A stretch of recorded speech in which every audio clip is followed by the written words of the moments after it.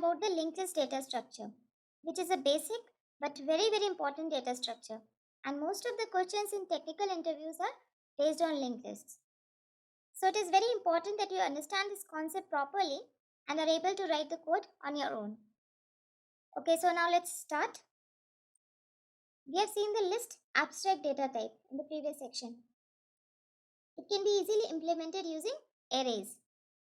In Python, we have the list data type, which is an array-based sequence. So we can easily implement this list abstract data type using the Python list. Another way to implement this list abstract data type is by using linked list data structure. In a linked list, data is not stored in contiguous memory locations. This is an example of data stored in an array-based sequence, and this is an example of the same data stored in a linked list. This data is stored in contiguous memory locations, while this data is scattered here and there in memory.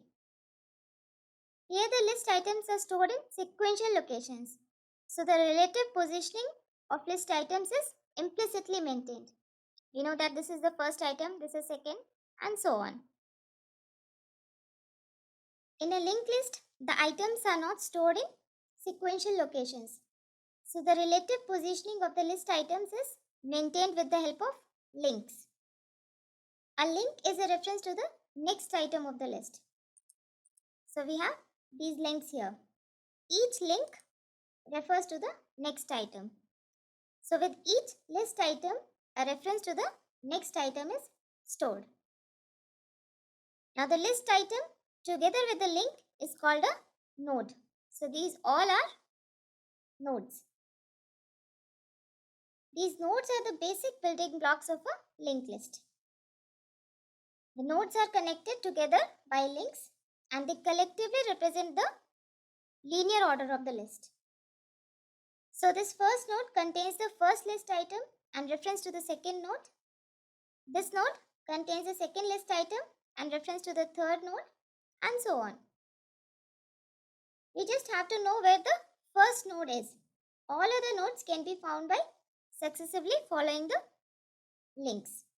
From first we can go to second, from second we can go to third, and so on. So while implementing a linked list, we maintain a reference to only first node of the list. And with the help of this reference only, we can access all the elements of the linked list. We'll call this reference start. So what is a linked list? It is a dynamic data structure that is made up of nodes arranged in sequential form. Dynamic data structure means that we can allocate the required memory while the program is running. A dynamic data structure can expand or shrink easily during runtime. So a linked list does not have a predetermined fixed size. It does not reserve any extra space in advance. It allocates memory for the next item as and when it needs it. In the case of array-based sequences, the size of the array might be more than the actual number of elements that are stored in it, resulting in wastage of space. Now for array-based sequences, we need large chunk of contiguous memory if many elements are to be stored. While in the case of linked list, there is a distributed representation of elements. Elements are not stored in contiguous locations. So many items can be easily stored even if contiguous memory is not available. And compared to arrays, insertion and deletion of elements is easier in linked list as there is no need to reallocate or reorganize the whole list structure. In arrays, insertion and deletion is expensive since it involves shifting of elements, while in linked lists, there is no physical movement of data while inserting or deleting elements. We can use linked lists to implement abstract data types like lists, stacks, or queues. Now let's see two disadvantages of linked lists. First one is that efficient random access is not possible. Means we cannot access elements of linked lists by using a numeric index.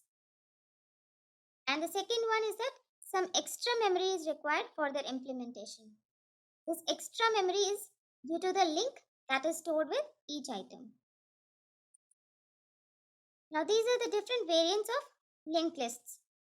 In this course, we'll study about these 5 variants, out of which the single linked list is the simplest one. So we'll start with single linked lists. A single linked list is made up of nodes where each node has two parts, the info part and the link part. The info part contains the list item, the actual data that has to be stored in the list, and this link part is a reference to the next node of the list. This is an example of a single linked list with 6 nodes. The info part here contains an integer value. This can be of any other type also. We maintain a special reference variable that always refers to the first node of the list, and we have named it start. This reference is the identity of the list, and with the help of this reference only, we can access all the elements of the list. We have to use the link value from each node to go to the next node. We start at the first node and we can move from one node to the other by following each node's links. So if we just know this reference start, we can go to any node of the list. Now in Python, we have a special reference value called none.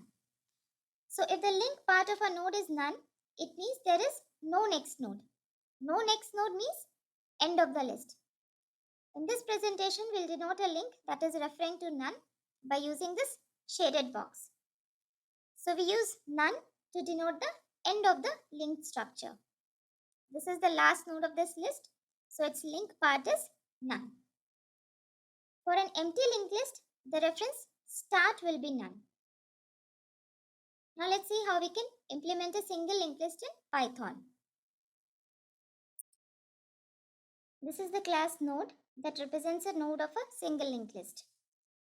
This attribute info represents the actual data that has to be stored in the list. And this attribute link will refer to the next node. In this init method, info is initialized with this argument value and link is initialized to none. So whenever we create a new node instance, info will be initialized to the value that will be sent as argument and link will be none. Now this is our single linked list class. This attribute start refers to the first node of the linked list. So each single linked list instance will maintain a single reference to first node of the list. In this init method, we have initialized start to this special reference none. We can see that the list class itself does not contain any node objects.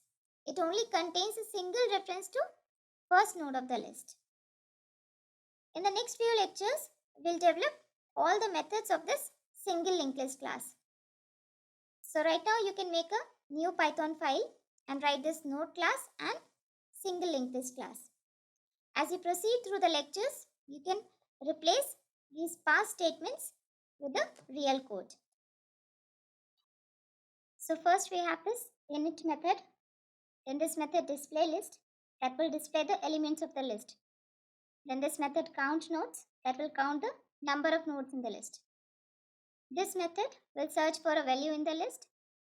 This method will insert a new node in the beginning of the list. And this will insert a new node at the end of the list. This one creates a list. Then this method will insert a new node after a given node. This method will insert a new node before a given node. And this one will insert a new node at a given position. This one will delete any given node.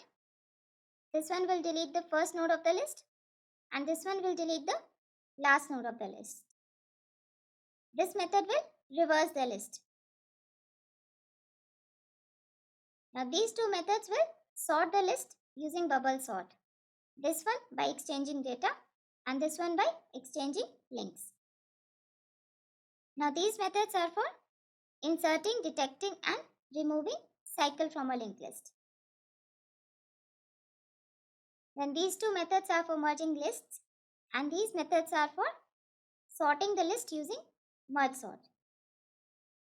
Now this is the end of the single linked list class.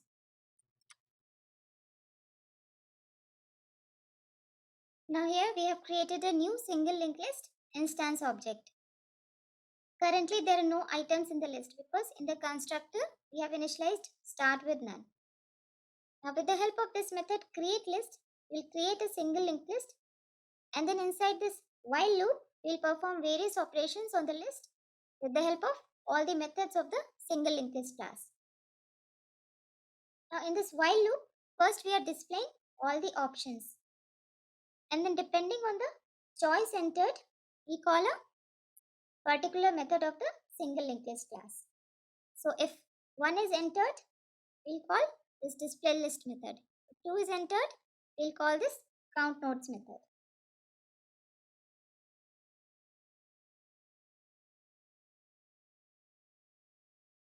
So we have options till 18. In 19th option, we break the loop. So this is the code that tests all the methods of a single linked list class. In the next few lectures, we'll develop and test all these methods of this class. So before watching the next video, please make this Python file, and after every lecture, you'll be able to code 2 or 3 methods on your own.